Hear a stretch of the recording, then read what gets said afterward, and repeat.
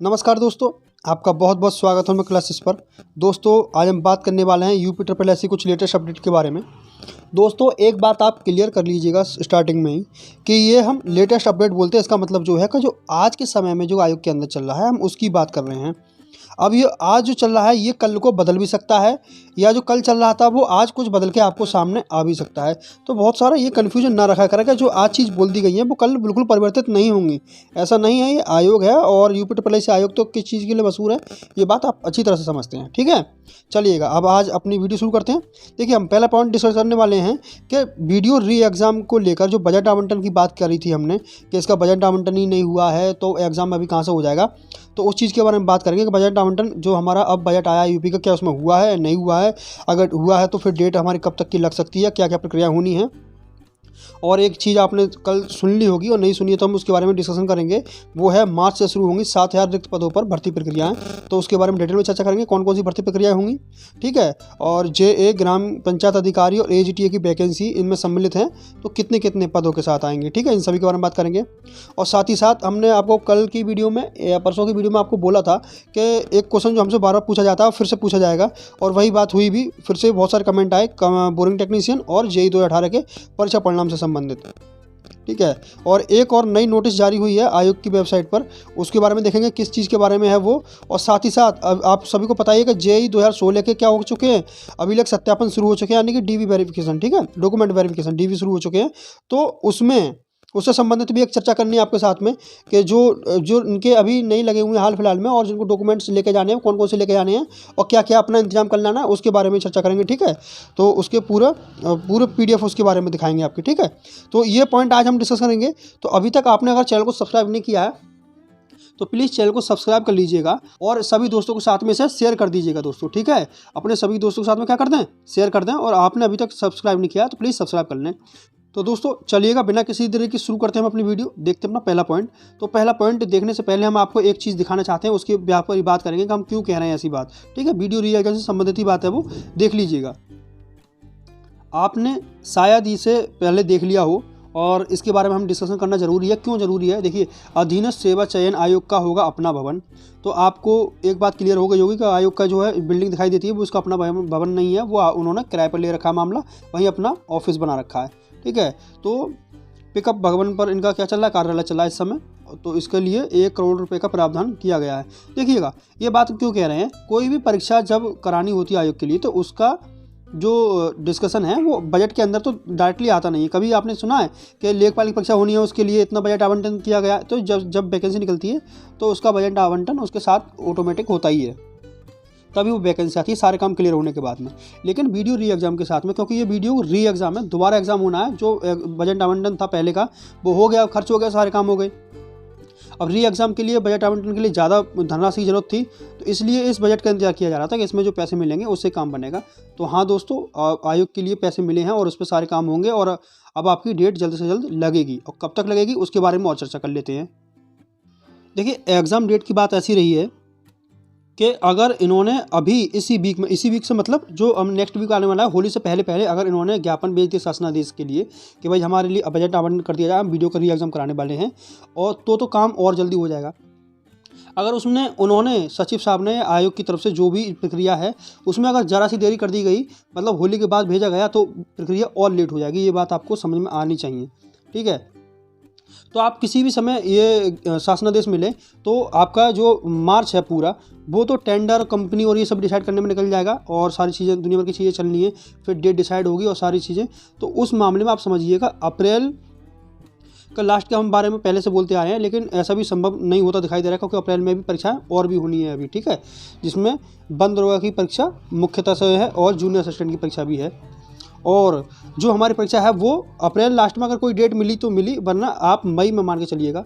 अप्रैल के लास्ट से पहले तो कोई गुंजाइश है ही नहीं कहीं से, हम शुरुआत से बोलते चले आ रहे हैं।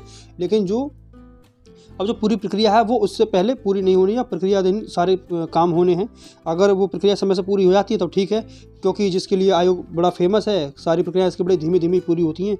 बताइए अभी तक बंद दरोगा का शॉर्ट लिस्टिंग नहीं जारी की गई है, अभी तक इतना समय हो गया।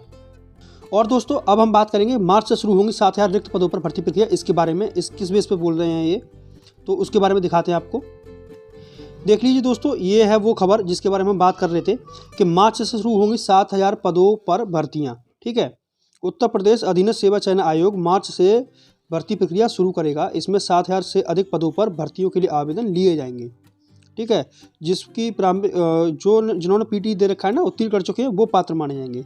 जिसमें कनिष्ठ सहायक, ठीक है, यानी कि जे की भर्ती होंगी जूनियर असिस्टेंट की, वो 5,000 पदों पर। जिसमें सिंचाई विभाग, ठीक है, राजस्व परिषद के 1,000 पद होंगे और ICDS के करीब 800 पद होंगे। और इसके अलावा अन्य विभागों में पद हैं, और जिसमें ये सारी है, पूरी पढ़ लीजिएगा। देखिए, और साथ साथ ग्राम पंचायत अधिकारी के 1400 पद। देखिए, जो इसमें थोड़ी सी कमी देखने मिली है, हम अभी तक 2100 पद सुनते आ रहे थे। कई बार इसी अखबार ने निकाला था कि 2100 पद आ रहे हैं, 2100 पद आ रहे हैं। BPO के, यानी BPO है ग्राम पंचायत अधिकारी, और एक होता है BDO ग्राम विकास अधिकारी, उसके 2500 के आसपास, 2600 के आसपास पद बताए थे। तो वो उसमें कमी नज़र आ रही है। लेकिन देख लेते हैं क्या क्या रखा है उन्होंने। 1400 गन्ना पर्यवेक्षक के करीब 900 पदों पर भर्ती विज्ञापन निकाला जाएगा। आयोग के पास 15,000 से अधिक पदों पर भर्ती का अधियाचन यानी प्रस्ताव पास हो चुके हैं। टोटल इस बार 15,000 तो वैकेंसी मिलने वाली है, इतना तो इन्होंने क्लियर कर दिया। ठीक है, पैट 2022 से इनका मिलान कराया जा रहा है। सामान्य योग्यता वाले पदों का विज्ञापन एक साथ निकाला जाएगा। जिन जिन पदों की योग्यता समान है तो उनके लिए एक साथ निकाला जाएगा विज्ञापन। तो इससे होगा क्या, हमारी कट ऑफ काफ़ी नीचे आ जाएगी पैट की। इससे ये बहुत बड़ा फ़ायदा हो जाएगा। बड़ा नुकसान में थे, वरना हर एक विज्ञापन के अलग अलग जा रही चीज़ें, बहुत दिक्कतें सामने आती थी। तो एक से अधिक आवेदन पर अभ्यर्थियों के साथ साथ आयोग को भी परेशानी का सामना करना पड़ता था। तो इस परेशानी से बचने के लिए काम सही करें। जो मतलब आपने ट्विटर कैंपेन चलाए हैं, तो उसका कहीं ना कहीं असर तो पड़ा ही है थोड़े बहुत, उसी की चीज़ें दिखाई दे रही हैं, वरना ये कहाँ अपनी अकल लगाने वाले थे इतनी। ठीक है, तो आपके फेवर में हो रही है चीज़ें जो भी हैं। बस थोड़ी वैकेंसी की संख्या को लेकर जो 1400 पद हुए हैं ना, इसमें थोड़ी सी गड़बड़ दिखाई दे रही है। इसके पद ज़्यादा ही रहने चाहिए थे, अच्छी बात थी ये। और जो हमारा आयोग है इस समय पुरानी भर्तियों पर काम कर रहा है। इस बात का अभी जो नोटिस आया है उसके बारे में भी चर्चा करेंगे। उस बात से सिद्ध हो जाता है। इन्होंने बोला है परिणाम होंगे जारी पुरानी भर्तियों पर। देखिए, अधीनस्थ सेवा चयन आयोग इसके साथ ही इन तैयारियों में भी जुटा है कि पुरानी भर्तियों की परीक्षा कराते हुए उनका परिणाम भी जारी कर दिए जाएं। तो पुरानी परीक्षा में मुख्यतः हमारी वीडियो री एग्ज़ाम ही है, सही है, और परीक्षा परिणाम भी काफ़ी सारे पड़े हैं, वो उनके परीक्षा परिणाम भी जारी होने और सारी चीज़ें और भी हैं, और जिससे अभ्यर्थियों का इंतजार खत्म हो जाए। परीक्षा परिणाम बनवाने का काम तेज़ी से करा दिया गया है। ठीक है, तेज़ करा दिया गया है। तो जो भी आपके सारे काम हैं परीक्षा परिणाम ज़्यादा से ज़्यादा करने के, वो तेज़ करा दिए गए हैं। जिसमें आपका जूनियर असिस्टेंट 2019 का जो डिपार्टमेंट अलॉटमेंट है वो भी शामिल है। ठीक है, उस पर भी काम चल रहा है, तेज़ी से सब काम हो जाएंगे। जो हमने आपको डेट बताई है उस तक थोड़ा सा इंतजार कीजिएगा। 1-2 दिन आगे पीछे हो सकती है चीज़ें, लेकिन रहेंगी उसके आसपास ही, सही है। ज़्यादा परेशान होने की ज़रूरत नहीं है। आप बहुत परेशान है कि सर आपने 22 को बोल दिया था, 25 बता रहे हैं, तो ये भाई ये आयोग है, ये कब क्या करते हैं इसे ही नहीं पता। ये तो जिस दिन डिसाइड करते हैं चीज़ें उस दिन नहीं हो पाती हैं। तो भाई हम कैसे कह सकते हैं सारी चीज़ों को जो 100%। इसी वजह से हम आपको 90% की गारंटी देते हैं। भाई 10% ये गड़बड़ करता ही करता है। ठीक है, चलिएगा आगे देख लेते हैं। आगे क्या है, जिन पदों के लिए आवेदन लिए जा चुके हैं उसके परीक्षा कार्यक्रम तय किए जा रहे हैं, जैसे कंबाइंड टेक्नीशियन है। ठीक है, और दूसरा है परीक्षा परिणाम जारी करने की दिशा में भी काम शुरू कर दिया गया है। परीक्षा पाठ्यक्रम जारी करने की, जिसमें बंद दरोगा और JA इन सभी का पाठ्यक्रम जो दिया है ना, उस चीज़ की बात कर रहे हैं। इसे अनुमोदित कराने के लिए शासन को प्रस्ताव भेज दिया गया है।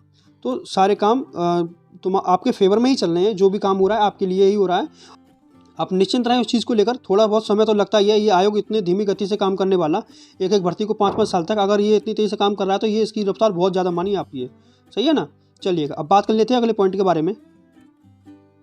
तो जो सबसे पहले अधियाचन आपको देखने मिलेंगे, जो ज्ञापन आपको देखने मिलेंगे, वैकेंसी जो देखने मिलेंगी, वो देखने मिलेंगी जूनियर असिस्टेंट की, BPO की और AGTA की। ये इनके आपको हम शुरुआत से बोलते आ रहे हैं, और इनकी वैकेंसी सबसे पहले देखने मिलेंगी। जिसमें से हो सकता है कि BPO की वैकेंसी आपके सामने सबसे पहले आए, और उसके बाद में 1 by 1 आने तो तीनों ही है ये। ठीक है, इनका क्रम भी चेंज हो सकता है, कोई बड़ी बात नहीं है इसमें, लेकिन आएंगी ये 3 वैकेंसी सबसे पहले। उसके अलावा ही शायद कोई और वैकेंसी आपको देखने मिले, सबसे पहले यही वैकेंसी आनी है। ठीक है, तो ये तीनों पॉइंट आपके क्लियर हो गए। क्या क्या हमें डिस्कशन करना था, काफ़ी अच्छा डिस्कशन रहा है इन सभी की चीज़ों के लिए, क्योंकि सारी चीज़ें आपके लिए है क्या है, पॉजिटिव है। और हमने आपको पहले ही बोला है कि हमें आपको पॉजिटिव न्यूज़ देने में बड़ा अच्छा लगता है। चाहे भले ही हम उसमें गलत साबित हो रहे हों, उसमें हमें कोई परेशानी नहीं होती है। बस आपके लिए न्यूज़ जो पॉजिटिव होनी चाहिए हमेशा। अच्छा, दूसरी बात करते हैं बोरिंग टेक्नीशियन JEE 2018 के परीक्षा परिणाम को लेकर। तो देखिए, बोरिंग टेक्नीशियन को लेकर ही संशय बना हुआ है कि आया तो ये नेक्स्ट वीक में, इस वीक में भी कुछ दिन बचे हुए हैं। तो इस वीक में नहीं आ पाए तो नेक्स्ट वीक में, अन्यथा ये दोनों ही परीक्षा परिणाम आप होली के बाद देखने मिलेंगे, उससे पहले की कोई गुंजाइश नहीं बन रही है। ठीक है, अगर जैसे काम दिखा रहे हैं कि बहुत तेज़ी से काम चल रहा है परीक्षा परिणाम में, आपने अभी देखा भी था न्यूज़ की पेपर कटिंग में, तो उन्होंने बोला था पुराने रिजल्ट पर हम काम कर रहे हैं, तो हो सकता है कि आपका नेक्स्ट वीक में ये देखने मिल जाए बोरिंग टेक्नीशियन, जिसके बारे में पहले से भी बोलते आ रहे हैं कि फरवरी के लास्ट में या मार्च की स्टार्टिंग में आपको देखने मिल जाए, तो हो सकता है कि ये आ जाए, हो सकता है बोल रहे हैं दोस्तों, इस बात पर गौर करिएगा। आप ये नहीं पीछे पड़ जाइए कि सर आपने बोला था और आया नहीं, तो ये आयोग के ऊपर डिपेंड है। जिस दिन आ रहा होता है उस दिन की गारंटी हम लेते हैं, और हमने आपको कितनी बार ऐसी न्यूज़ दी है जिस दिन आ रही होती है चीज़ें कि भाई आज आने वाला है और हो जाएगा। तो जो उससे पहले चीज़ें होती हैं ना, प्रक्रियाधीन होती हैं, उसमें कोई गारंटी नहीं ले सकता, कोई भी नहीं ले सकता, हम क्या कोई भी नहीं ले सकता, क्योंकि चीज़ें बहुत तेज़ी के साथ चेंज हो जाती हैं। आज किसी चीज़ पर काम चल रहा है, कल किसी और चीज़ को वरीयता दे दी जाए, तब क्या कर लोगे। तो जेईई का तो भाई आपको परीक्षा परिणाम होली के बाद ही मिलेगा। अच्छा, नई नोटिस जारी हुई है, उसके बारे में हम बात करेंगे, उससे पहले बात कर लेते हैं जेईई अभिलेख सत्यापन को लेकर, इसके बारे में हमें इंपॉर्टेंट बात करनी है, देखते हैं हम क्या बताने वाले हैं।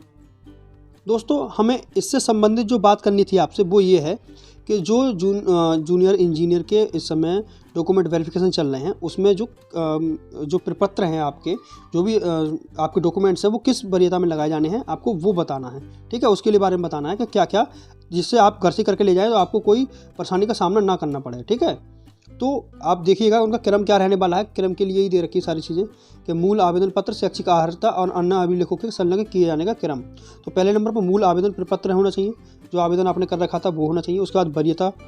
ठीक है, लेकिन ये इतना इंपॉर्टेंट होता नहीं है। ठीक है, एक बार के लिए अगर नहीं भी हो ना, तभी आप घबराना नहीं कि हम कहाँ से निकालें, ये तो है नहीं हमारे पास में, तो आपको बिल्कुल नहीं घबराना है। ठीक है, चलिएगा। वरीयता मतलब जो आपकी प्रेफरेंस है, पोस्ट प्रेफरेंस, उसके लिए हाई स्कूल का अंक प्रमाण पत्र और प्रमाण पत्र दोनों, और अब जो नए वाले हैं उनमें तो दोनों एक साथ ही आते हैं। इंटरमीडिएट में जिन्हें पहले सनद बोलते थे ना प्रमाण पत्र, उस सनद और उनका जो मार्कशीट थी दोनों ले जाने चाहिए, पुराने अगर हैं तो। ठीक है, इंटरमीडिएट का अंक पत्र और प्रमाण पत्र दोनों, और संबंधित ट्रेड का डिप्लोमा प्रत्येक वर्ष का अंक पत्र और प्रमाण पत्र, प्रत्येक वर्ष का, हर एक चाहिए, हर एक वर्ष का, ऐसा नहीं है आखिरी वर्ष का ही ले जा रहे हैं आप।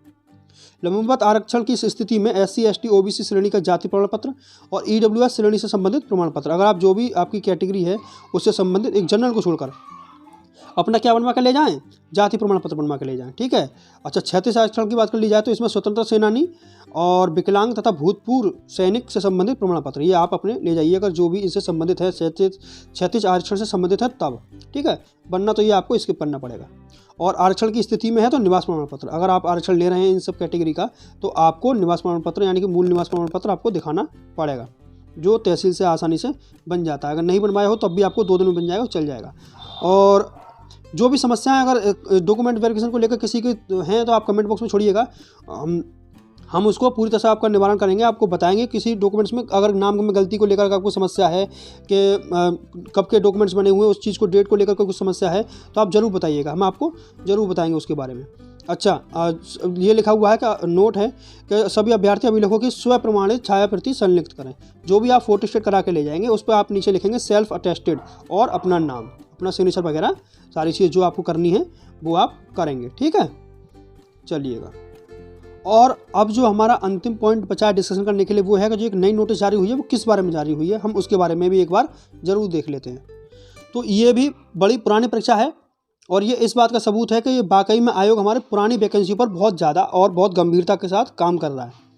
ठीक है, तो जिसमें ये वैकेंसी हमारी महानिदेशक चिकित्सा एवं स्वास्थ्य सेवाएं उत्तर प्रदेश के लखनऊ के नियंत्रण अधीन एक्सरे तकनीशियन, ठीक है, एक्सरे टेक्नीशियन की जो 42 पद निकले थे उसमें 42 पदों एवं 10 पदों के प्राप्त अधियाचन के क्रम में विज्ञापन संख्याएं दे रखी हैं और उनके बोला का 52 पदों में जिसमें UR के 29, अनुसूचित जाति के 10, अन्य पिछड़ा वर्ग के 13 और 36 आरक्षण में विकलांगों का 1। ठीक है, और भूतपूर्व सैनिक 2, महिलाएं 10 का विज्ञापन 8 जनवरी 2016 को विज्ञप्त किया गया था। अब इन्होंने क्या किया, इसमें कुछ चेंजेस किए हैं। तो स्वतंत्र सेनानी और आश्रितों के लिए 1 पद आरक्षित किया जाता है, तो ये इन्होंने बोल दिया, इसमें चेंजेस किए हैं। स्वतंत्र सेनानी पहले कितने थे, स्वतंत्र सेनानी का भी दे दिया, पहले सिर्फ भूतपूर्व सैनिक का दे रखा था। तो इस तरीके से चेंजेस किए गए हैं और कोई ज़्यादा बड़ा चेंज नहीं है, लेकिन आपको बताना जरूरी था इस बारे में क्योंकि ये पुरानी से पुरानी वैकेंसी पर आपका काम किया जा रहा है। ये बात बतानी ज़्यादा इंपॉर्टेंट थी। ये तो आप देख लिया होगा आपने और आप स्वयं से भी देख सकते हैं, ये कोई बहुत बड़ी बात है भी नहीं। बस इसे बताने का मकसद इतना था कि आपकी वैकेंसी को बहुत सीरियसली लिया जा रहा है। चाहे भले ही आपकी कितनी भी पुरानी वैकेंसी हो, सब पर काम किया जा रहा है, ढूंढ कर निकाली जा रही चीज़ें, कोई भी चीज़ छोड़ी नहीं जाएगी। ठीक है, चलिएगा दोस्तों इसी क्रम में एक खबर जो आपको पता ही होगी और नहीं है तो उसके बारे में एक छोटे से डिस्कशन उसके बारे में कर लेते हैं। दोस्तों एक बार इस पर भी देख लीजिएगा। पीसीएस मुख्य परीक्षा से वैकल्पिक विषय की अनिवार्यता समाप्त कर दी गई है। प्रदेश ने कैबिनेट के नियमों में बदलाव को दी मंजूरी। तो आपका अब जो है ये ऑफिशियली आ गया एक तरह से, बस ऑफिशियल साइट पर और आ जाए, उसके साथ सारी चीज़ें आपकी क्लियर हो जाएंगी। तो जो हमारा ऑप्शनल विषय है वो हट चुका है और उसकी जगह क्या जोड़ने वाले हैं, यूपी के से जुड़े सामान्य ज्ञान के 2 प्रश्न पत्र जोड़ेंगे। तो 2 जो क्वेश्चन आपके ऑप्शनल के हटाए गए हैं, 2 क्वेश्चन पेपर, उनकी जगह क्या आ जाएगा, यूपी आ जाएगा, यूपी स्पेशल। तो आपको यूपी स्पेशल बहुत अच्छे से पढ़ना है, बस इतना ध्यान रखना है। बाकी सारी चीज़ें तो आपको पहले जैसी ही रहेंगी। इंटरव्यू है, प्रारंभिक परीक्षा है और मुख्य परीक्षा है, सारी पहले की तरह रहने वाली हैं, बस ऑप्शनल की जगह यूपी जुड़ जाएगा। या यूँ कहा जाए कि जो ऑप्शनल है वो आपका शासन ने क्या कर दिया, मंजूर कर दिया कि भाई आपको यूपी ही पढ़ना पड़ेगा ऑप्शन में, और कोई तरीका है भी नहीं, बस इतना ही है। और तो दोस्तों आपके साथ हमें इतने ही पॉइंट डिस्कशन करने थे। उम्मीद करते हैं आपके साथ आज जो डिस्कशन हुआ है वो पूरी तरह से आपको समझ में आया होगा, सारी चीज़ें अच्छे से क्लियर हुई होंगी, किसी में कोई दुविधा या परेशानी वाली बात नहीं रहेगी। जो पॉइंट इसमें नहीं भी दे रखे हमने थंबनेल में, उस पर भी हमने डिस्कशन किया है। तो दोस्तों हम आपसे इतना ही कहेंगे, हमारे साथ जुड़े रहिएगा। अगर अभी तक आपने चैनल को सब्सक्राइब नहीं किया है तो सब्सक्राइब जरूर कर लें और अपने सभी दोस्तों के साथ में ज़्यादा से ज़्यादा शेयर कर दें, सब्सक्राइब ज़्यादा से ज़्यादा करें दोस्तों। ठीक है, चलिएगा, आपको मिलेंगे नेक्स्ट वीडियो के साथ में। तब तक के लिए अपना ध्यान रखें और अपनी पढ़ाई करते रहें। बहुत बहुत धन्यवाद दोस्तों।